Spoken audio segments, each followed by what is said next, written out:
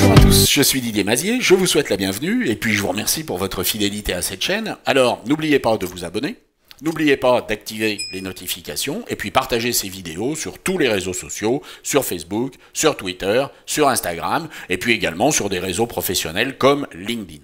Alors à propos de LinkedIn, nous allons faire un petit concours. Les 3 premiers qui vont réussir à se rapprocher le plus possible en identifiant la date de tournage de cette vidéo, il y a un indice, eh bien, auront gagné mon prochain bouquin qui sort sur Google Photos et Snapseed. Snapseed étant un logiciel pour smartphone et tablette qui ne démérite pas en regard de majeurs de la profession comme par exemple Photoshop ou Affinity. Pour participer, c'est très simple, il vous suffit sur LinkedIn de publier un lien vers cette vidéo et puis d'indiquer la date que vous pensez être celle du tournage.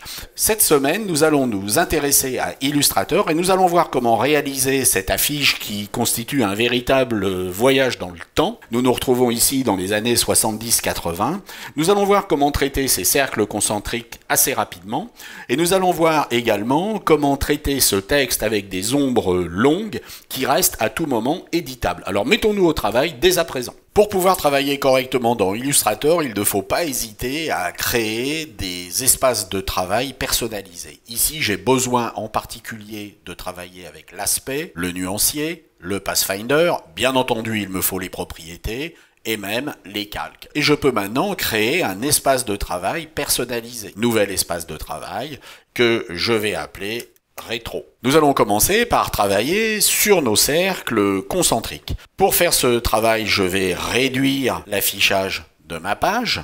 Je vais sélectionner mon outil ellipse, me positionner à l'intersection du bas de ma page, appuyer sur la touche Alt et majuscule jusqu'à tracer un cercle qui fasse la totalité de ma page. Je peux gérer une couleur dès le départ et je vais ensuite, dans le menu Objet, transformation, transformation répartie, demander à faire une mise à l'échelle à 90% en horizontal et en vertical. Et je vais cliquer sur copier. Et vous voyez que j'ai un deuxième cercle. Il suffit maintenant avec commande D de créer autant de cercles que je veux jusqu'à obtenir la mise en page souhaitée. Ensuite, avec un outil de sélection et le nuancier activé, nous allons appliquer des couleurs différentes à nos cercles. Nous pouvons avoir un cercle vert, nous pouvons ensuite avoir un cercle bleu, nous pouvons avoir ensuite un cercle qui va aller sur les orangés, et puis pourquoi pas sur les mauve et peut-être revenir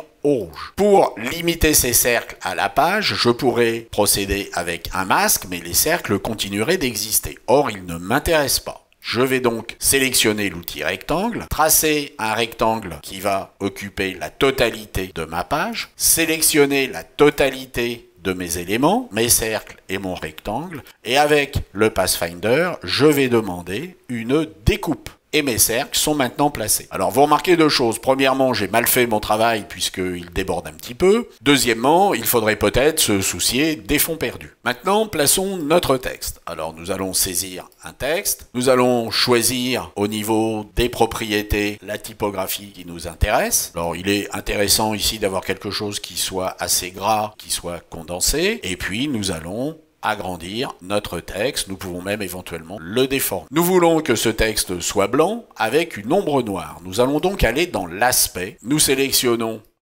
notre caractère et nous avons maintenant un fond blanc. Comment faire pour obtenir une ombre noire? Nous allons tout simplement sélectionner notre texte et vous voyez qu'ici nous avons uniquement le texte et nous avons l'opacité de ce texte et nous avons les caractères. Donc la notion de texte et la notion de caractère est différente. Au niveau du texte, nous pouvons tout à fait ajouter un fond ou ajouter un nouveau contour. Si j'ajoute un nouveau fond qui va être noir, je peux le déplacer sous les caractères et je vais pouvoir sur ce fond travailler un effet. Dans ces effets, il y a distorsion et transformation, je peux aller sur la transformation. Et sur la transformation, je vais demander un déplacement horizontal très très faible, par exemple 1/10 de millimètre dans les 2 sens, et puis demander à avoir un certain nombre de copies et j'ai obtenu mon ombrage. Et si je veux changer maintenant mon texte, je peux tout à fait le faire. Ensuite, insérer du texte blanc dans cet cet arc de cercle n'est pas très compliqué. Pour cela, nous sélectionnons cet arc de cercle, nous activons l'outil texte et nous allons cliquer de façon à remplir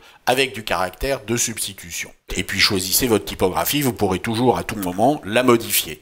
Et puis dans le menu texte, vous allez demander à remplir avec le texte de substitution. Nous allons sélectionner cet objet et dans le menu texte, nous allons dans les options de texte captif déterminer quelle va être la marge intérieure, par exemple 10 mm. Nous pouvons avoir du texte qui est blanc et nous pouvons ensuite déterminer quel va être le fond de cet objet. Donc avec notre objet sélectionné et non pas le texte, vous voyez que c'est bien l'objet qui est sélectionné, dans le menu aspect, et nous pouvons à nouveau aller chercher une autre couleur. Et nous avons maintenant terminé notre maquette. J'espère que cela vous a intéressé. Entraînez-vous, ce n'est pas évident de travailler avec ce panneau aspect, mais franchement, ça vaut le coup.